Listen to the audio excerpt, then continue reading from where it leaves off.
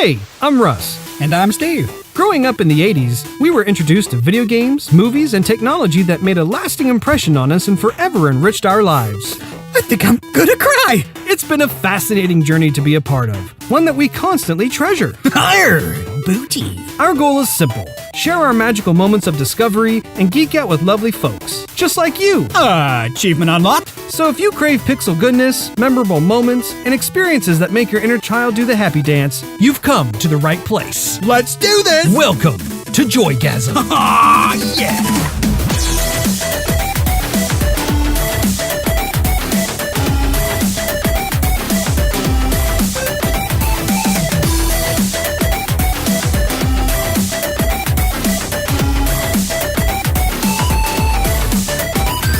Hello everyone and welcome back to Joygasm, where we talk about video games, movies, and pop culture. My name is Russ, Xbox Live Toaster 360, and joining me is my bodacious brother Steve, Xbox Live Stevavitch, as we start episode 31 on this August 5th, 2017. If you have any questions, comments, or just want to show us some love, you can find us on Twitter at JoygasmTV and Facebook.com/JoygasmTV.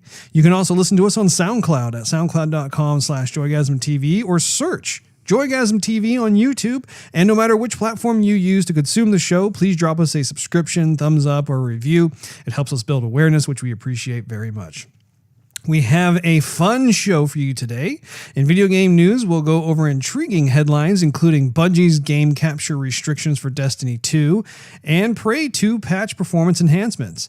Movie news includes Hellboy 2, Pacific Rim 2, and Wonder Woman possibly making an appearance in an upcoming film.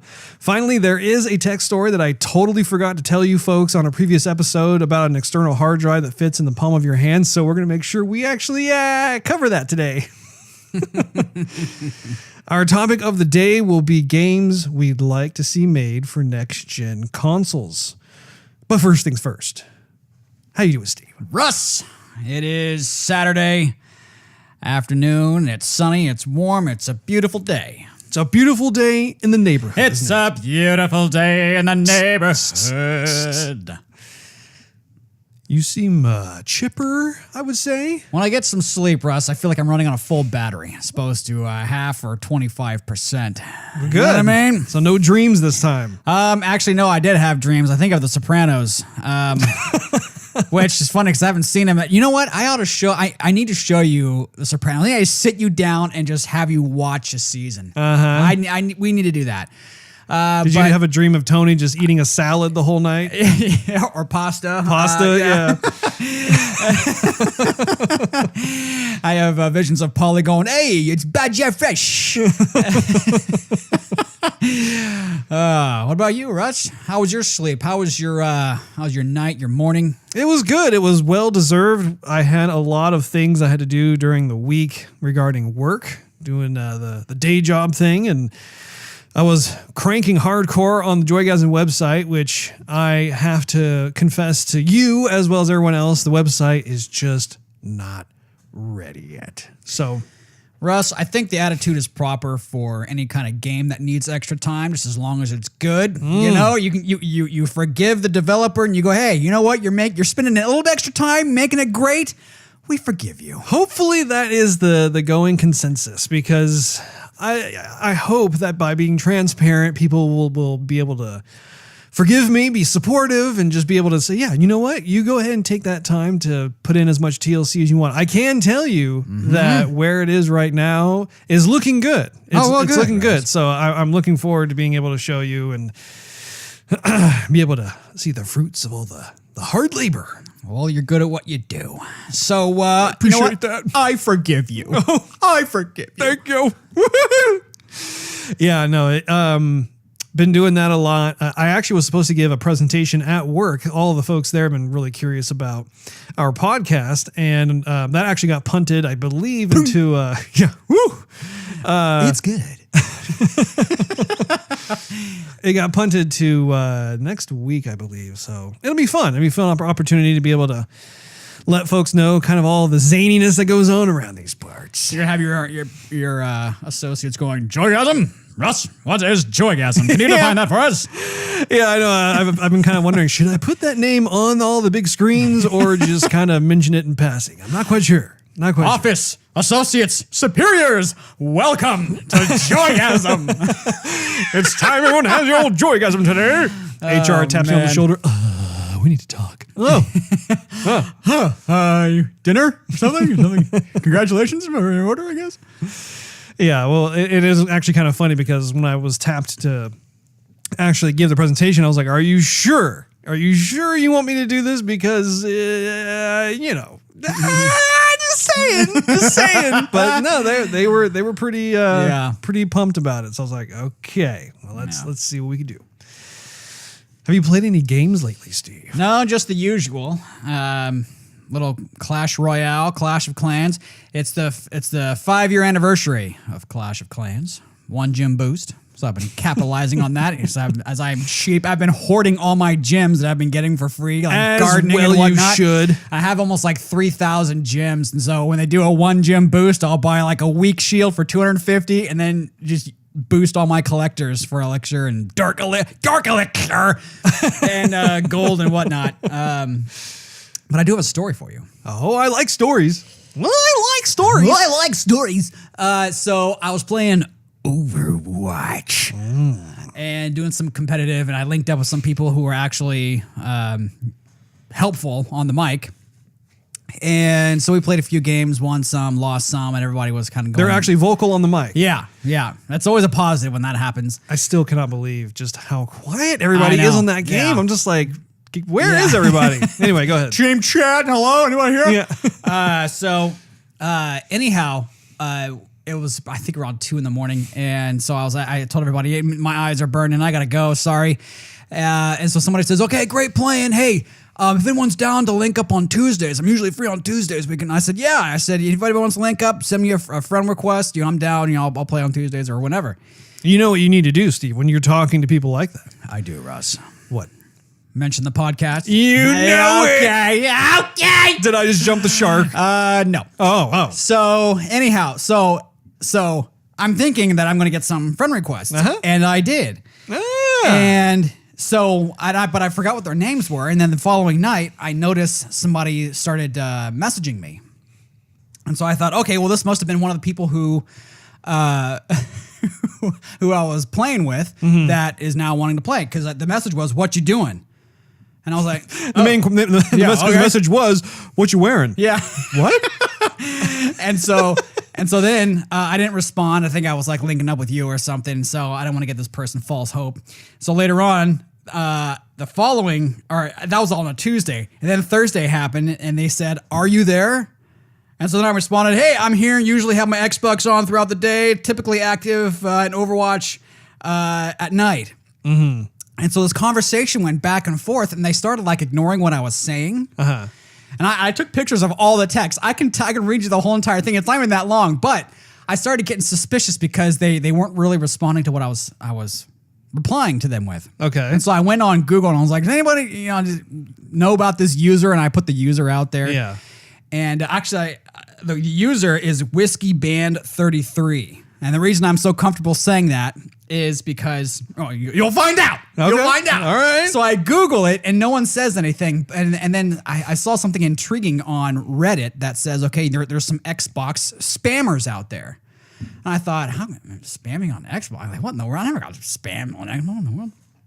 So I keep going with it, and I think, I'm just going to play with it, see where it goes. Mm-hmm. And so, so the person says they found me on Xbox Live Messenger. I'm like, well, I haven't used Xbox, or not Xbox, even like Microsoft Live Messenger in the longest time. Like, what in the world? Like, is this an old friend?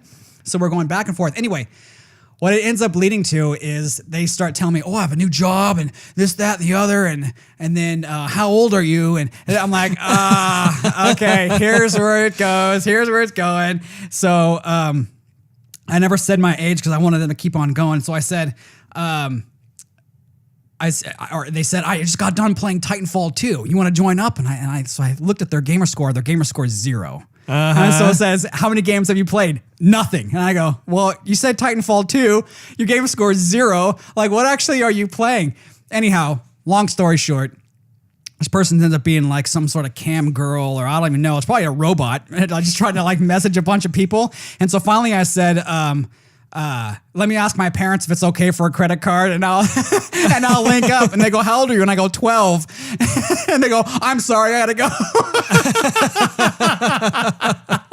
I'm sorry. Yeah. So anyhow, I took a picture of all the little conversation bubbles. I'll let you see them after the show. I reported it and everything like that, but Oh, that's funny. thought that was pretty funny. But then I got spammed right after. Like a day later, they go, hey, what are you doing? I go, the same person? Are you serious? I'm like, hey, I'm 12. What? How old are you? And they go, I'm sorry. I hope this doesn't become a thing. And Well, you should defriend them. I did defriend them. Yeah. Well, I mean, now I did. Yeah, But yeah. So anyhow, it made me think last night because when we were playing Overwatch, you said, oh, I just got a friend request. Huh, I wonder who this person is. I did. You know what? I'll have to take a look at that. It'd be funny if it Yeah. was the same name or not. I don't think it's the same name, but this is not going to be the only person out there who's had this idea. But it'd be funny if like a couple days, like maybe not tonight, but tomorrow they go, hey, what are you doing? So, and then the same thing happens. I wouldn't doubt it. Yeah. So all you gamers out there, don't be baited by this. It's a brave new world out there. Our last bastion of safety used to be the video games, but not anymore, it seems like. Indeed. I guess there are people, spammers are trying new avenues to get a hold of people and advertise. And You know what's really funny is I woke up. Yeah, I remember you were telling me before we started this morning that you're like clogged in one of your ears. Yeah. I'm clogged in one of my ears too. Like I woke up and I'm like, what the heck? Like I have these headphones on. We're doing the podcast and I'm listening to you talk, and it's just the most off balance sensation that I have. And I just remembered you had the same thing. And so I'm sitting here trying to clear my head, like just anyway. It's funny how off balance that makes you feel. Oh my gosh, yeah, dude. I'm just like, brr. I remember that happened to me once, and I squirted a bunch of like water in my ear when I was showering. Yeah. Just to kind of like rinse everything out, you Yeah. know? And then I felt like I was drunk. Like the world was spinning. It's funny how like off balance that makes you feel. Yeah, yeah. Well, have you played any games other than Russ, I want Overwatch? to talk about clogged ears. No, I'm just kidding. Yeah. Whoa. Oh my. Yeah, nothing new, just the usual fun stuff. All right. So, what about you? Play more Injustice 2, of course. I am just absolutely impressed with the sheer amount of gear that they have in that game. I was really thinking, okay, I'm making headway in this game. I'm getting epic gear for quite a few of the characters, but then even the longer I play with those same characters, more epic gear keeps appearing. So I honestly have no idea where the cap is on this. I'll probably do like a Google search on it and see what the situation is. I mean, it's great for replayability because I'm thinking, okay, well, I got this and I got that. And also just seeing new uniforms lately when I'm going through the multiverse planets and that sort of thing. So it's a game that keeps on giving. New uniforms. Does Batman wear his saggy jeans and tank top? Well, it's funny you say Batman because Batman was one of the characters. He has like this like really bright blue and gray look with some like yellow accents in there. Right. So it's the first time I've personally seen that particular costume. Right. But other than that, Batman thug style. What in the world? Huh? Look at the abilities he gets with his. yeah, brass knuckles. Horizon Zero Dawn is a game that I haven't played in a while. I got back into it again, and the area that I'm in, for those of you who are playing the game, I'm in. If you look at the map, it's the lower left-hand corner. I've made my way down to, and it's just. I mean, the whole game is just gorgeous. It goes without saying, but it's so fun to be able to discover a new locale where the fog goes away from the map, and you just are presented with just yet another stunning vista. The area that I'm in, it actually has almost an Egyptian-esque kind of vibe, like the River of the Nile kind of thing. Not totally that way, but it's just like an echo of it. And I'm just trying to figure out what's going on. I'm having a lot of fun just taking my sweet time. I'm not blasting through the main campaign. I'm actually finding as many side quests as I can to be able to go through and have fun doing that. And of course, there's Overwatch. And last night was actually pretty funny because there was some glitching going on during our play. The first match that we were playing, there were 2 Mercies, and we were playing Capture the Flag. So it shouldn't be possible. And all of a sudden, I just happened to look, and I'm thinking, wait a minute. I hit the little equivalent of the back button to see like what characters are on each team, and there are 2 Mercies. And I'm thinking, what the heck? And sure enough, there were 2 Mercies that were flying around with Farah. And I ended up messaging one of them. I said, 2 Mercies, question mark, exclamation point. And he instantly responded back by saying, it's a glitch.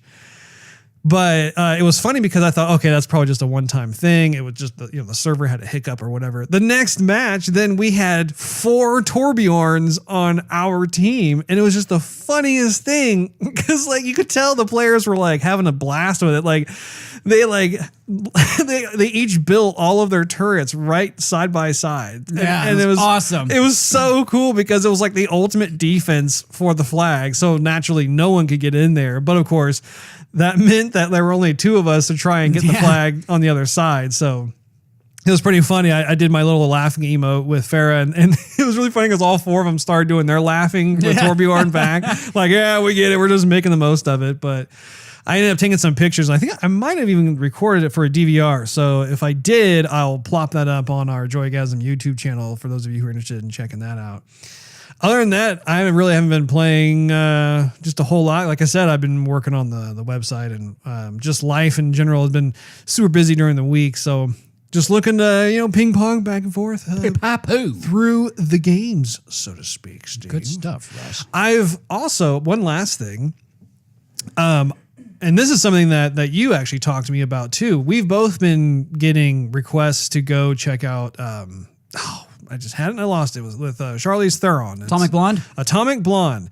So I'm thinking we're going to need a bro date to go check that film out and then be able to do a movie review. Originally, I was just thinking, I'll wait for it to come out on like Netflix or something like that. But instead, I think just due to the fact that we're both getting folks who are suggesting and recommending, asking, requesting, all kinds of demanding. I think maybe we may need to take a romp on down to the cinema. Let's romp it up, Russ. Let's put on our rompers and romp to the cinema. Yeah, exactly. Well, let's get started into some game news here. Bungie outlines Destiny 2's streaming and game capture restrictions on PC. Alex Osborne reports Bungie outlined the restrictions in a post on its official site, noting the game capture mode of programs like XSplit and OBS are not supported. However, you'll be able to use the screen capture and window capture modes in OBS and XSplit while playing in windowed mode. Other game capture programs like Razer Cortex, Fraps, and Dixtory have similar limitations. Those who wish to capture footage of Destiny 2 while playing an exclusive full screen can use a dedicated streaming PC as well as capture hardware like Elgato and Avermedia. Bungie also notes that both AMD Relive and NVIDIA Shadowplay are supported. Select features that use overlays are not compatible with the PC version Destiny 2, including frame rate and start overlays from programs like EVGA Precision, XOC, MSI, Afterburner, and Fraps. Additionally, features like Who's Talking and like Discord and Mumble are not supported. So I'm not exactly sure why they made that decision, but it sounds like folks who are looking to really do some streaming and whatnot may be rather limited when playing Destiny 2. We'll have to actually ask Nick about his thoughts on that. There you go. The other story we have for you is that Prey patch fixes PS4 performance issues. This is a game I want to watch you play, Steve. According to a Reddit post from Bethesda, the patch fixes the screen tearing and stuttering issues that the PS4 and PS4 Pro players have encountered. The game's 1.04 update for PS4, which launched in May, added visual upgrades such as higher quality shadows and improved textures on PS4 Pro. In addition to addressing the performance issues for PS4 players, Prey's new patch fixes a number of bugs and crashing issues for all platforms. Other tweaks like improved strength of melee, aim assist, and increased wrench range are featured as well. I remember the first Prey game was like actually a really cool game that I played on the Xbox 360. So I might actually just end up picking that up myself. But moving on to movie news, there is a rumor that I thought, I have to mention that one. Wonder Woman appears in Flashpoint movie. According to a report from Forbes, Godot is also expected to reprise her role as Wonder Woman in the upcoming production of Flashpoint. The outlet goes on to claim that while this will serve as the Flash's first solo film, it will also be, quote, more of another superhero team-up featuring several additional DC superheroes, end quote. Considering the incredible success of Wonder Woman and its impact on Justice League, an appearance by Diana Prince in Urza Miller's first standalone outing as the Flash certainly isn't out of the realm of possibility. Oh! I, for one, would love to see that. I can never get enough of Gal Gadot. Indeed. Hellboy reboot casts Ian McShane as adoptive father Professor Broom. IGN can confirm Deadwood star Ian McShane has been cast in the Hellboy reboot. As previously reported, McShane will indeed play Professor Broom alongside Stranger Things' David Harbour, who will play Hellboy, following in the footsteps of Ron Perlman, who portrayed the character in Guillermo del Toro's 2 Hellboy films, which I treasure. I know you like. So it's Professor Broom. Yeah. So you can have an assistant dustpan. Maybe. You never know. I couldn't let it go, Russ. I'm But sorry. I'm cheating. No! And while previously billed with the subtitle Rise of the Blood Queen, which appeared in promo art debuted exclusively online by IGN, the upcoming reboot is, as of now, simply titled Hellboy. So I'm keeping my expectations open. I'm a big fan of Del Toro. I really wish they could have kind of went out with a bang with a third installment, but having said that, we'll see how it goes. We'll see where it goes. Pacific Rim again. What? Hey, go ahead. What were you laughing about? No, I'm just thinking about Pacific Rim. Anyway, Did you see Pacific Rim? I started to see it and I was like, okay, I'm done. Apparently, Steve is not into giant robots. Yeah. Well, I actually really liked it. I thought that there were certain things that needed to improve upon it. I'm hoping that the sequel will address those, but Pacific Rim sequel gets a new release date. The Hollywood Reporter says you'll have to wait just a little longer to see Pacific Rim Uprising, as the release date has been moved back to March 23rd, 2018. Oh, I can go see it for my birthday. There you go. The previous date was February 23rd, so the delay is only a month. John Boyega, well known for his role in Star Wars The Force Awakens, will be starring in the Pacific Rim sequel. He'll play Jack Pentecost, son of Idris Elba's stacker Pentecost from the first movie. Charlie Hunnam, who played the role of Raleigh Beckett, in the original film, won't be appearing due to scheduling issues. Stephen S. DeKnight will direct the movie, with Pacific Rim director Guillermo del Toro now taking a producing role. So he does still have quite a bit of an influence on the film, and that's a good thing. Yeah. Jurassic World co-writer Derek Connolly has penned the script. So take that for what it is, folks. Moving right along into technology news. And this was the title that I was planning on showing you guys. I think it was like 1 or 2 episodes ago, but it's IBM scientists have captured 330 terabytes of uncompressed data into a tiny cartridge. That is a lot of space. So in a new world record, scientists at IBM have captured 330 terabytes of uncompressed data, or the equivalent of 330 million books, into a cartridge that can fit into the palm of your hand. Sweet. Talk about having a world of knowledge at your fingertips right there. But Man. I mean, that's a big deal. I know for myself, I have an external hard drive on my Xbox One that's an 8 terabyte drive. And I'm thinking, oh yeah, I'm rocking it now. But 330 terabytes. That's just, to me, it's amazing how technology keeps leaping forward, because I remember back in the early 2000s, I was working over at Cisco Systems, actually. And we were so excited because at that point in time, we had just gotten a server that was 1 terabyte for all of our video production needs. And it's so funny nowadays. You fast forward and you're like, 1 terabyte. That's You buy that at Target for $100. Yeah, that's not a big deal. So 330 terabytes. That's just, and I'm sure 10 years from now, we're going to be like 330 terabytes. That's nothing. Yeah. They'll be on to something else. But anyway, I just wanted to make sure that we actually covered that story, because I thought it was a fun little headline there that I thought kidding. worth talking about. Man. Wonder how much that's going to cost. Well, The low price of $99.99. more drive spaces you could shake a stick at. Go ahead, buy it. We dare you. Well, let's get back into our topic of the day. What do you say, Steve? Huh? Time for the topic of the day, ladies and gentlemen. I feel a golden light shining upon my dome. It's so beautiful. The skies parted and the angels flew. Trumpets blew. And everybody got out of the shower squeaky clean. Hey! Oh, I love it. I love it. It just puts me in the right frame of mind, you know? Indeed, Russ. So the main topic of the day is going to be about games we'd like to see for next gen. I don't know how we should go about this. You know what? I have quite the list. I don't know how many you have. I don't have quite the list. I tried to hash out some details and stuff that I would like to see, but your list is probably, your Schwartz is probably longer than mine, Russ. So, so why don't you start us off? All right. Well, I figure we can maybe like kind of ping pong it back and forth. Ping pong poo. I got it. Almost missed there off the table.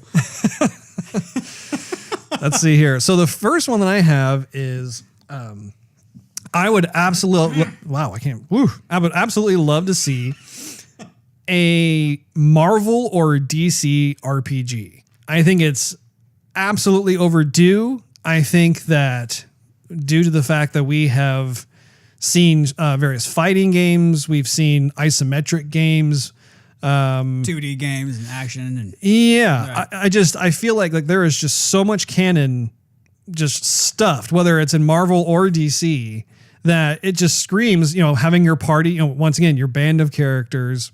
I mean, you could use the Avengers, for example, and there's your band of characters that you go through on this crazy storyline. But I would just love to see some sort of maybe like action RPG of sorts. I think that would be just a terrific variation of what we would, traditionally look at it as what an RPG would be. And I think also too, like if you look at Mass Effect was a nice departure from what would typically be considered like a fantasy oriented RPG. It was very much in the sci-fi world.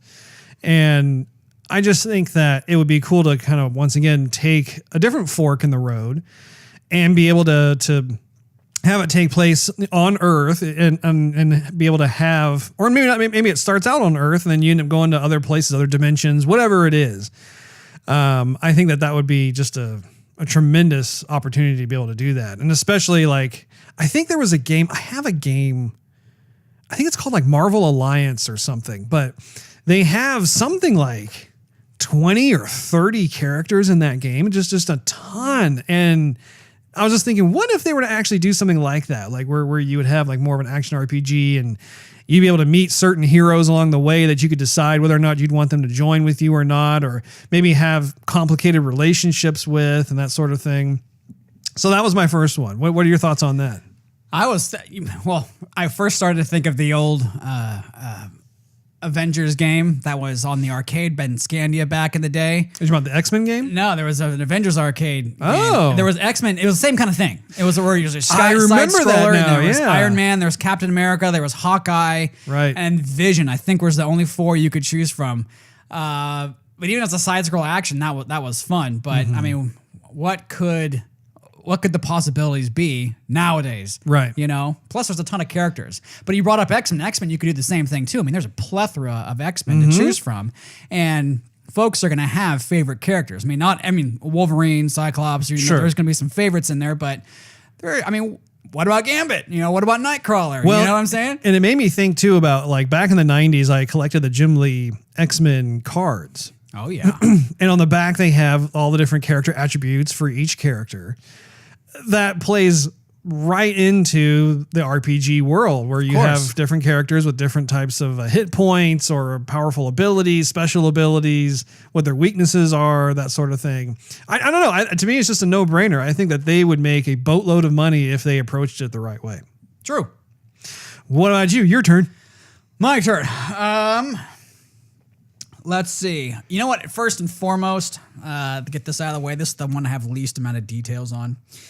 I would like to see, I mentioned this on the E3 conference, but I'd like to see the next Half-Life. Yes. And I know that Valve is most likely not going to do it, but there's a fan base for the game, and the game is going to sell. And the game, I think the story is actually done, but the story writers and the script writers have left Valve. I've been Googling it and searching it and seeing what everyone has been talking about. And I think that if Valve sold the license, kind of like Bungie did to 343, they can sell the license to somebody else can make the game. I don't know. I would be forever indebted. I mean, I think it would be definitely successful. The story for Half-Life 1 and Half-Life 2 was tremendous. I've told my friends about it. I've had them pick up the game. I've tried to get you into it. You did. You bought me the game. I got about halfway through Half-Life 2, was it? I believe so. Yeah, I think it was either 1 or 2. Yeah, I need to get back and finish that up. The game wasn't as graphically impressive as it could have been, but the story was deep and the details they were paid attention to. Well, I remember when the game came out, that was one of the first titles to actually have in-game physics. Right. And that was a big deal because you just did didn't well have with that. it. Yeah.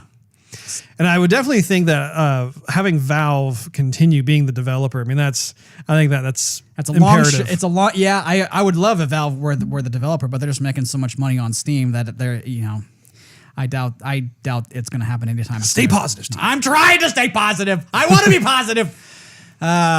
So anyhow, maybe if they had some oversight on it, but someone else made the game, just so we can have it. Yeah. So I don't want the fan base to kind of dwindle into nothing, and everyone gives up hope, and then we have no more Half-Life. Oh no, I don't think that would happen. I think that they cause enough of a splash in just the gaming world. Yeah, that they would just they'll emerge again, and everybody just be like, oh my gosh, it's back. Yeah. There was actually another game that I should have lumped in with my previous listing, which is that having, we've had Marvel versus Capcom, and we've had other types of games. We've even had of course, Injustice. I want to see Marvel versus DC. Like, it would be so cool to have a Marvel versus DC fighting game. Yeah. Just the sheer amount of characters that you'd have in there. I think that I would completely nerd out on that. It'd be great, especially like if NetherRealm Studios were to do it. I mean, they, with their Mortal Kombat series and especially with their Injustice 2, obviously they know fighting games. They make a very tight game mechanic fighting game. So yeah. The other one I want to see is I'm dying for a Star Wars KOTOR sequel. The last KOTOR sequel, which I believe was Knights of the Republic 2, I think that came out in 2006. And if that's correct, then that was 11 years ago. It's been a long time. And actually, with the news of Casey Hudson returning back to BioWare, that is a very much hope of mine that he actually greenlights that and moves it forward, because I can't remember if Knights of the Republic 2 was on the original Xbox or if it's on Xbox 360. I cannot recall that. However, imagine what would it be like on an Xbox One X with 4K support or, PS4 Pro, whatever it is. I mean, just the graphic fidelity would just be amazing, and just being able to have the amount of physics and I don't know. I was always surprised that they didn't continue moving forward with that particular series, because who doesn't like Star Wars and who doesn't like RPGs? I mean, that was just such a no-brainer. And the first two garnered quite a few awards as a result. Right. So anyway, back to you, Steve. Well, keeping on with your fighting narrative, Rusty, what I would like to see, I would like to see some sort of gladiator fighting RPG kind of thing. I just think, with the roar of the crowd and with the fighting elements mixed with, how do you win favor with your Dominus or your leader? I don't know what they called it back then. I'm just thinking of the Spartacus show from Stars back in the day. So how would you win favor? How would you strengthen your character? How would you spend your earnings, right? They have a ton of arenas they can choose from, from the big Coliseum to some maybe like your more underground stuff. How would you build your strength? What armor would you buy? What weapons would you buy? Could you use your earnings to barter with other gladiators to maybe learn some more skills, earn your freedom, and maybe like an online element would be like, okay, you buy your own property and begin training gladiators of your own to earn more coin. I just think that would be incredible on next gen graphics. Maybe even use like the environments as to deal other damage, like wall jumping, or if you find environmental damage, or find like something in the sand, or if you're fighting another gladiator and they and you knock the shield or the net or the bow or whatever out of their hands, you can pick up new weapons and use them too. Did you ever play Rise, Son of Rome? Yep, played it, beat it. You beat it, yeah. Because some of the stuff what you're saying reminded me of toward the end of the game, they actually have a sequence where you're in a Coliseum, right? And there is quite a bit of what you're talking about in that, right? Which that is actually, it's funny I mentioned that game because I would personally love to see a sequel to that. I think that the first Rise had tremendous potential. I think that it was too short of a game. Way too short. And I think that obviously due to time constraints with it being a launch title, Crytek was not able to make as many like characters as they wanted to. Sure. So you had a lot of repeated characters. However, having said that, as a graphical benchmark, that game still to this day, like I actually popped the game in, I think about a month ago and played back through it again. It still holds up to some of the newest titles of today. I mean, it's just amazing what they were able to do with that title. And so I think that that would actually be fantastic to see another sequel from Crytek where they have a longer time frame to be able to perhaps come up with some additional gameplay mechanics and have some variants as opposed to the different characters and that sort of thing. I think that would just be fantastic. But I'm a fan of Crytek. I mean, I always like their games. Let's just say that, I don't know, maybe they used the high resolution in the graphics and therefore most of the space was taken for the game and that's why they had to make it so short. But let's say they used the exact same engine with all the effects and the graphics, maybe added a few more different executions because they kind of started getting repetitive in that game. Yeah. But if you just take the Coliseum by itself as a standard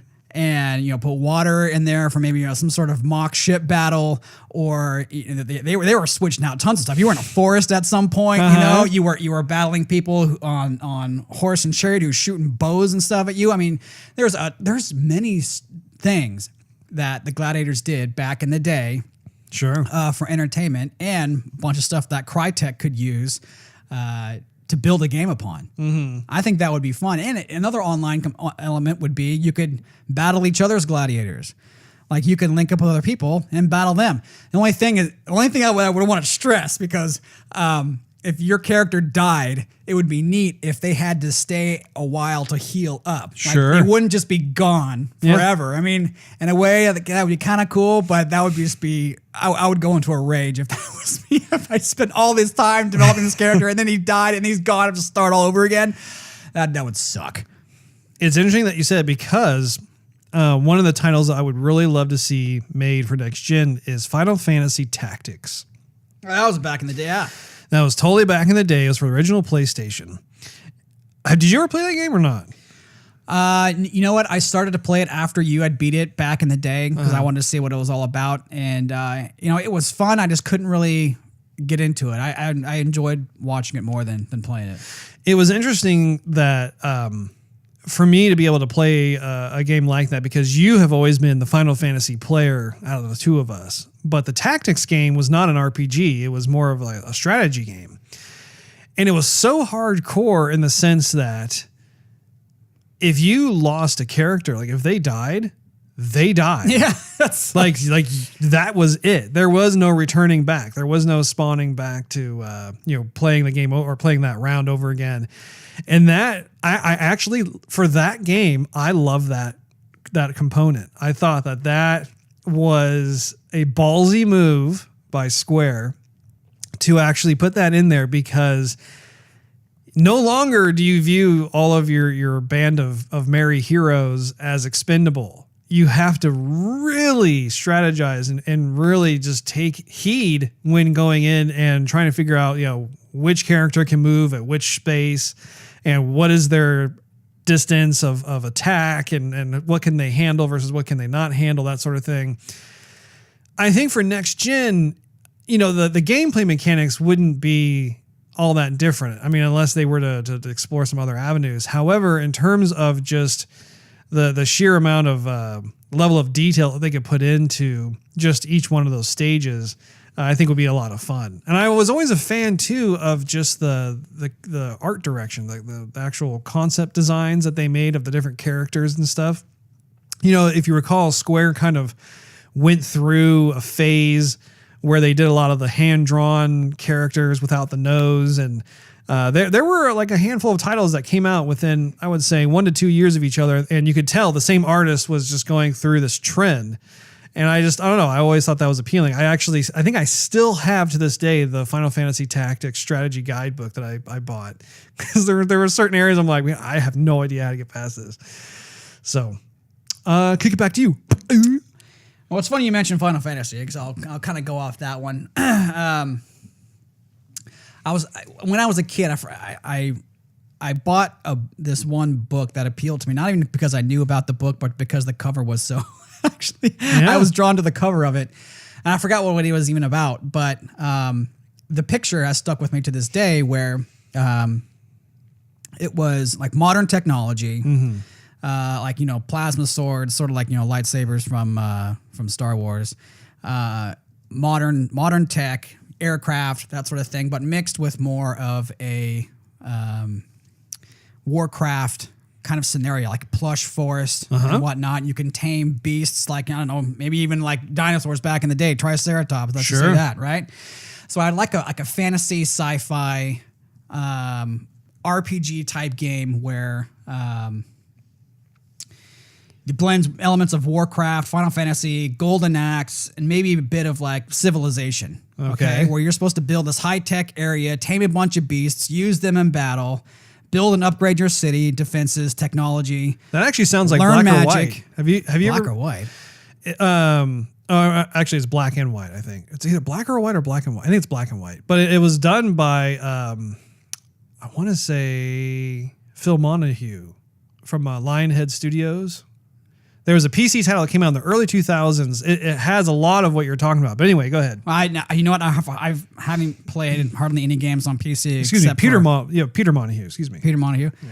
I've hardly played any games on PC except for like Full Throttle and StarCraft. So okay. A lot of the PC games I am not even familiar with. So anyway, I thought also about you could choose to conquer or defend others. To build alliances or take their resources or use their resources, share technology, or just pillage if you're that is totally Black and White, dude. I gotta look that up then. But I mean, even that makes sense too, because I mean, having a upgrade or update to the game Black and White, with Black today's and tech. or Black or. I think it's Black and White. I'm gonna have to Google this. Do a little Google search. So I'm gonna do PC game Black. Oh, hold on. Anyway, I'll kick it back to you, Russ. So the next one I have on my list is Jet Set Radio Future. This was a game that I was always a big fan of from Sega. I bought both Jet Set Radio and Jet Set Radio Future. And just the game mechanics of it was just really cool. Like the graphics style was cool. I know that there was Sunset Overdrive that was released on Xbox One not too long ago, and it did have some of the sensibilities of Jet Set Radio. However, I did really enjoy just the overall vibe of Jet Set Radio. I like the kind of the 3D tune shader that they used, and I just love the notion of going around and just doing tagging and that sort of thing. It just, I don't know, it was super cool. And looking at what we can do today, I think that would just be a blast, especially like Sunset Overdrive, for instance, is they take more of like this weird thing where like you're fighting these monsters that occur from people drinking the soft drink or whatever. And that's kind of fun. You could tell it was kind of still in that same vein, but it was definitely its own kind of existence as opposed to Jet Set Radio. So, yeah. Well, it looks like did you find it? Yeah, I found. This is black and white too, and it was. I found it on Google Video, and I guess it's something. I haven't seen much tech. It looks like. I mean, this is 9 years ago. Yeah. I mean, it's you're waging massive wars and you're building your kingdom. I haven't seen much like beasts and tech and anything like that. But maybe you can evolve or something through it. But anyway, I'll look at that a little bit later. Another game I have on my list, Streets of Rage. Snap. That was a game that I had a blasty blast playing with you, actually. Indeed. I Back played in that the game day. so many times. Oh, my goodness. Good old Sega Genesis days. I would absolutely love to see what they could do on either the Xbox or the PS4 with something like that. I mean, just... and I don't even know if they would continue it to, continue to have it be like a side scroller, like how it was back in the day, or if they would update it a bit to look and play more like, I don't know, like a third person oriented game where you're going through and there's more verticality, that sort of thing. Or even if it was like Mirror's Edge where it's first person, but you have your fists there and you're running and you're having to like climb up stuff and do things. I don't know. Like I think there are a lot of options for a game like Streets of Rage or even Final Fight. Like completely revamping up Final Fight, I think would be just a lot of fun. And I don't know if like Grabbing PVC pipe laying on the ground. Take that. I think that would be a lot of fun to be able to see. And I don't like, I'm conflicted whether or not it would be a good idea to just keep the gameplay mechanics the same as what we remembered from back in the day, or maybe revamp those as well and make them a bit more sophisticated and mature for today's audience. But did you have another title? Oh, I got a few more here, Russ. Yeah. What I'd like to see. Back to you. Ooh. Maybe hand this one over to Shawnee, our boy Shawnee, our red Jupid Mints. I would like to see like a mobile game of Shining Force. Dude, I was about to say that. Man, I love Shining Force, especially Shining Force 2 back in the day. Yes. Or like Lunar, the Silver Star. Yes. I mean, those were phenomenal. I You're love taking those names right off my list. That's those funny. games. I've been thinking about Lunar for the last like month. For those of you listening, Lunar the Silver Star Story is one of my all-time favorite RPGs. I absolutely adore that title. Continue, Steve. But I just started, I've been thinking about it for a long time, but just with the new release of Full Throttle on the App Store, I thought, man, I wish someone would grab some of these old titles, these kind of point and click titles, and redo them for mobile. I think they would sell. I would definitely buy it. There was a fan base. I mean, there was tons of Shining Force games that came out. It was 1, 2, 3, Shining in the Darkness. Yeah. I think even like on 32X and Sega CD, and I think even on the Saturn, there was some Shining Force too. So it was a series that came out and continued. Yeah, and I think that if they were to complete, for me personally, I wouldn't want them to do just the same isometric top-down view of stuff moving around. Like I would really want them to just take the IP of Shining Force or Lunar and develop this completely new world. Like imagine Horizon Zero Dawn, third-person style, but in the world of Lunar the Silver Star Story or Shining Force 3, something like that would just be bananas. Or like Witcher 3, try and make it a little bit more within the RPG arena. Imagine having a world like Witcher 3, but have it be in the more of the fantasy world of like Shining Force or something like that. Oh my gosh, that would be so amazing. Ridiculous. That'd be so awesome. But even for the mobile, if they just brought out the original game just to kind of test the waters first, and then made their own version of it. Awesome. It would be amazing. I would be losing my poop if that happened, because those games are near and dear to my heart. Bring a tear to my eye. Yeah. Thank you, Junkrat. So the next one I have on my list is also this is one of the foundations of my game playing early years. The Revenge of Shinobi. I knew it. I knew you were going to come out and say that one. Man, I watched them play that game tons of times. I sucked at that game back in the day, but oh wow. I watched you play that game so often. Now that game was great back in the day. Oh, that whole series was badass. Shinobi 3. Yes, Man. where you had your wolf and you could have him go out and do things. I mean, those types of gameplay mechanics were unheard of back in the day, the 16-bit days. Remember how you could do like the double jump and then like unleash like all the shurikens? Yeah, dude. Or like, you get your magic charged up and then you lay waste. Yeah. Like for me, like I've been looking. I remember those fire columns that used to do like everywhere. Oh, yeah. Man. Sorry, go ahead. Absolute mayhem. I love magic. Yeah. Take that. Fireball. What I think about regarding Revenge of Shinobi is Insomniac's Spider-Man game that's coming out soon. It was one of my favorite E3 games of this year, and just seeing the gameplay, how fluid it was, just how gorgeous it looked, everything. I mean, I cannot wait to play that game. But imagine taking that same graphics engine, that same game engine, and placing it into a Revenge of the Shinobi world where it's like ancient feudal Japan and you've got all kinds of craziness going on with enemy demons and ninjas and who knows what, booby traps and stuff like that. I think that would just be fantastic to be able to see that in 4K resolution and have it be once again like that third person 3D romp through as opposed to the 16-bit traditional. Or I'm not entirely against either like a 2.5D version where like, yeah, you're running from left to right, but everything is 3D. And so you do get that crazy amount of depth, kind of like Inside. Yeah. Where you have that kind of look. Yeah. So maybe even like a live title. Yeah. Or not an arcade title. Arcade title. Yeah. But having the two, I would say I would definitely go with more of like the Insomniac Spider-Man route. I think that would just be amazing to be able to scale up like those ancient Japanese buildings and walls and stuff and be able to, fight different folks, that sort of thing. Actually, while we're in the ninja genre, I really would love to see another Ninja Gaiden.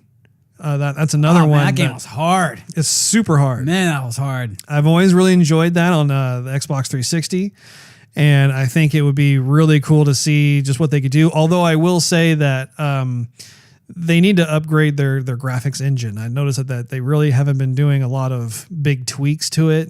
It might even be a good idea for them to explore other game engines such as Unreal yeah. Or CryEngine, something like that. CryEngine actually be really cool for Ninja Gaiden, I think. Do you have another one on your side, Steve? Yeah. Oh, cool. Back to you. I mentioned this one before to you. I'd like to see like an MMO maybe of G.I. Joe. Oh, dude, that'd be awesome. That would be incredible. Think of all of the vehicles and aircraft and soldiers and characters, both good and bad, that there was, all the originality. Sure. Pick your guy, level him up, equip him. I think it would be too small of a game if they tried to include everything of G.I. Joe into one single story. But the online capabilities, the DLC, I think would be massive. Yeah. Those toys back in the day were awesome. Even the cartoon was awesome. there's toys that you have that look so cool. I wanted to keep them, even though I don't want to play with them anymore. I know, you're a full grown man and you're just looking at it and you're like, G.I. Joe. Wife walks in, what are you doing? I'm like laying down, like posing on my action figures. What? I'm playing with my G.I. Joes. No, I totally agree. Even if it wasn't an MMO, if it was just an action RPG, something to that effect, I really do think that could be, if it was like a Witcher 3 style, or maybe not even Witcher 3, because Witcher 3, you're more of a maverick, you're going on your own, but having something like perhaps more like Mass Effect, right, where you have a group of your guys, you could choose who you want to keep or who you don't want to, you can meet all kinds of different characters. The canon is already there. You already have everything you could possibly want. Even if they were to rely on the catalog, the sheer volume of toys that has come out for G.I. Joe, as well as the cartoon. I mean, all that work, all the pre-production stuff is done. You just need to actually, 3D model those suckers and get them into the game, that sort of thing. And that would be incredible, really cool. I think the secret sauce of that would need to be that they fundamentally keep it as like how the 80s Persona version of G.I. Joe was. Because there was not the modern movies. No, not the modern movies. Because the 80s cartoons had like a little hint of like anime to it, but it wasn't totally anime. Right.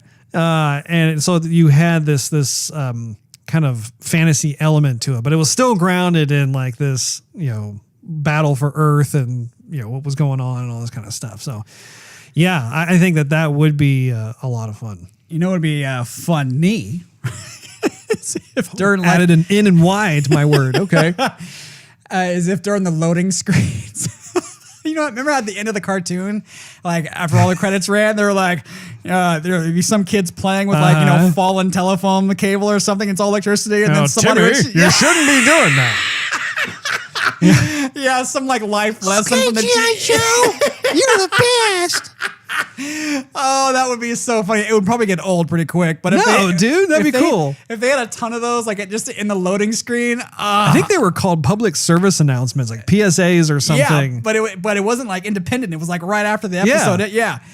Oh, that would be so funny. I don't know if it was PSAs or if they categorize them as something else, but that would be awesome. That would be cool to like, because they made quite a few of those. Like after every episode, they had some other like danger prevention or take responsibility for something, whatever it is. Like that, that would be pretty funny to watch those. I know. And annoying is half the battle. G.I. Joe.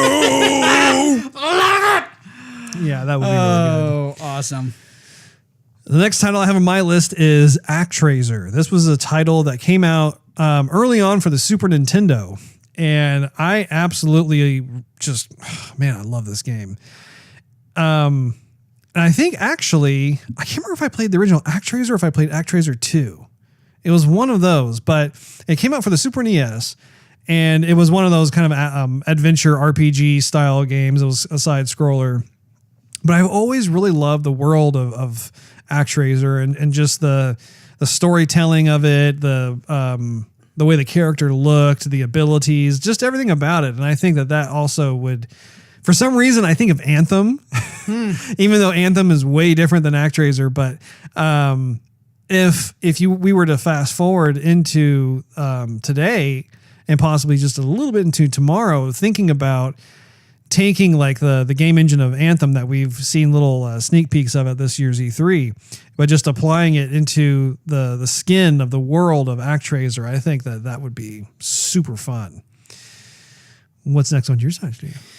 I'd like to see, I think I mentioned this back on July 4th, our July 4th episode, but I'd like to see some sort of action RPG of like an old war style game where it's like Gettysburg or the Revolutionary War, Civil War, something like that, where you start off as like an 18-year-old soldier, new into the army, front lines, and you have to survive. Yeah, and not only survive but get promoted.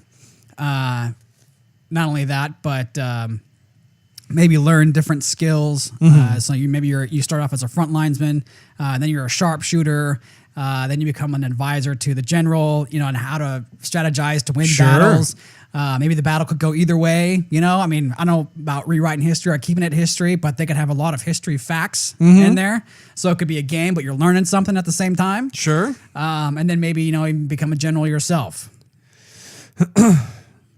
I could see it. I could see it back in the day. Back in the day. Yeah.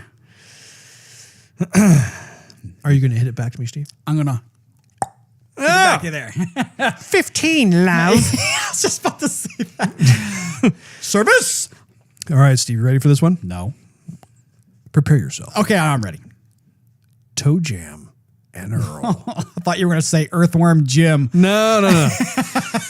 Toe Jam and Earl is, and I'm not saying the second one. The sequel was terrible. It was not a game that I liked a lot. The original Toe Jam and Earl, where it was isometric and you're going around and you're trying to find pieces of your spaceship, and you're meeting all these like wacky Earthlings, and you see all these different presents everywhere that once you unwrap them, you'll have different weapons or you have different abilities that last in a temporary basis. For me, I think that would just be a fun romp through. But once again, just imagine like what kind of game engine you could use for that. Like if we were to use, say, for instance, Insomniac Sunset Overdrive, and you look at what they were able to accomplish with that game, which I don't even think you've played. I have the game. I'll have to show it to you. Yeah, I've seen you play it. Okay.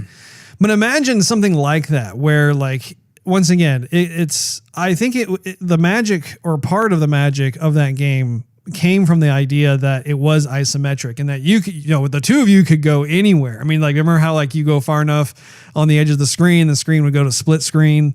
I just really like the idea of how you had this, I think it was like this ginormous map, and you're trying to like slowly but surely unveil different parts of it. You're doing away with the map fog.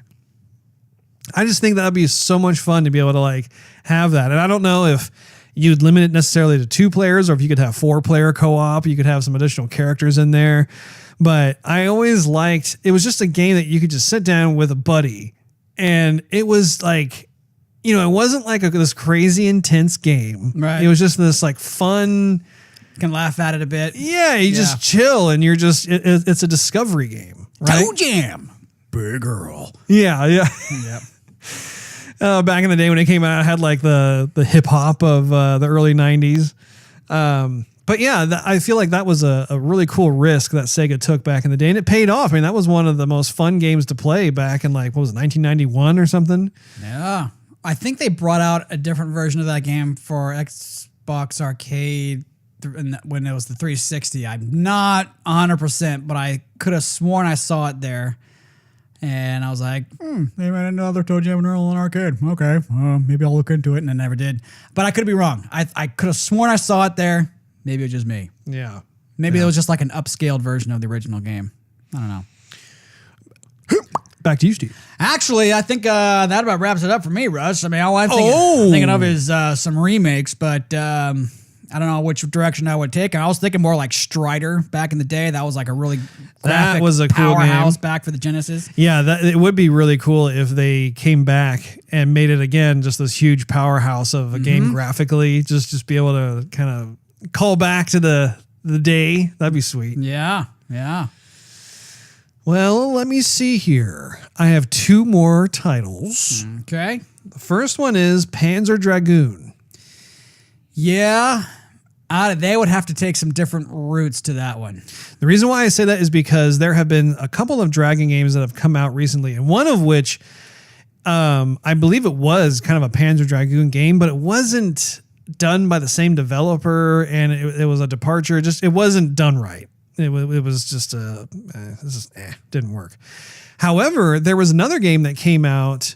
Well, it actually didn't come out. They were working on it. It was I can't remember the name of the company, but it was you had these different riders, and then you had your huge dragons, your huge beasts, and you were going to do things. And somehow the title got canceled for some reason. I can't remember why. But I thought, this is a triumphant return to being able to ride on top of your dragon. You have your pet dragon kind of thing, and you're going through and you're laying waste to stuff. And I don't know, like I always had fond memories of the original Panzer Dragoon series. I thought it was just a nice departure from what we were used to. And right. Back in the day, like the game was on rails, and I don't know how it would play like if you were to take it off the rails, because my initial thought would be just be great just to like, you have your stages and you can fly wherever it is you want to fly. You have certain objectives you have to meet. And it would just be this thrill ride of sorts. But anyway, there's that one. And then, of course, Castlevania. Indeed. I, for one, have been a huge fan of the Castlevania Lord of Shadow that came out on Xbox 360 by, what was the name of the company? It was a Spain developer. It's like Mercury or something? Mercury Stream. Thank you. Anyway, I haven't played the sequel yet, and I heard it wasn't as good. Don't even play the sequel. The first one, though, seriously, I would say it's probably in my top 20, if not my top 10 all-time games, because it was such a love letter to the franchise. They took a risk in the sense that it was no longer a side scroller. It was a third-person game. And they were able to retain a lot of the magic of Castlevania while infusing some new magic into it as well.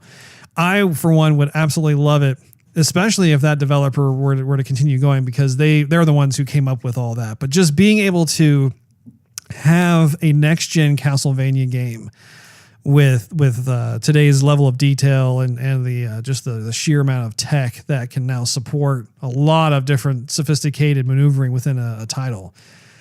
I would just be, I'd be bananas. Yeah, that game was majestic, even for the 360. That's a good word for it. Yeah, majestic. You know, I thought about a couple more titles, Russ. Oh, back to two you, more Steve. things. Okay, what I'd like to see is maybe some like either modern style or sci-fi style pirate game. Sci-fi style pirate. And the reason that I go there is because when I played Black Flag, one of my main gripes about the game was that the water effects kind of sucked. I mean, you could get into a storm and the waves will kind of rise up and down, but no one really has the physics down right. But one thing they did very good was when you were going to an island, let's say to fight the baddies, they would make it look pretty plush. Like it looked very cool. And I thought, okay, what if what if there was a game where you could visit tons of different islands that had different looks to them, or caves, or dive down and to find treasure or to hide treasure of your own. Build up your ship into this epic thing, fight off other people who are coming to get your treasure. Sure. And I thought that A, Black Flag didn't do that very well, and B, I don't see it being done very well in the upcoming games, upcoming pirate games like Skull and Bones or Sea of Thieves. I see it progressing, but not something that I'm really interested to play. Like, oh, I gotta do it. But that's just my gripe. Is like I want to see waves, and every little ocean that you have to jump off your ship and swim towards the beach. It would just be like bleh, bleh, like the level would rise. You want to be sloshed around like a rag doll. Exactly. I want some real effects. Yeah. And the other thing I thought of was I haven't really liked a lot of these space shooters nowadays. I remember there was a thing with Sega Genesis, and I loved playing a lot of them, but I would like to see a combo of both space shooter, a spaceship style, and then flying down to certain planets, and then getting out of your ship and have it be like a first-person shooter, maybe.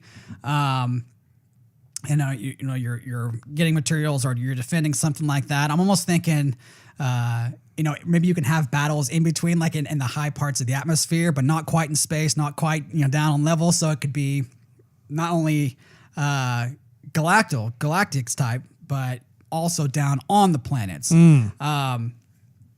And I'm thinking almost like Mass Effect, but not Mass Effect. I mean, Mass Effect was totally different in my opinion. You could go down to the planets, but that was more of a loading screen. Right. I'm thinking of flying there and then actually have to fly down into the planet, which is going to take a little bit of time, but have the whole planet zoom up and you can see more and more details as you get close to it, Epic proportions, details. It's so funny, like hearing you talk about certain titles, because then it makes me think of other titles. Nice. Another title that just comes to mind, Contra.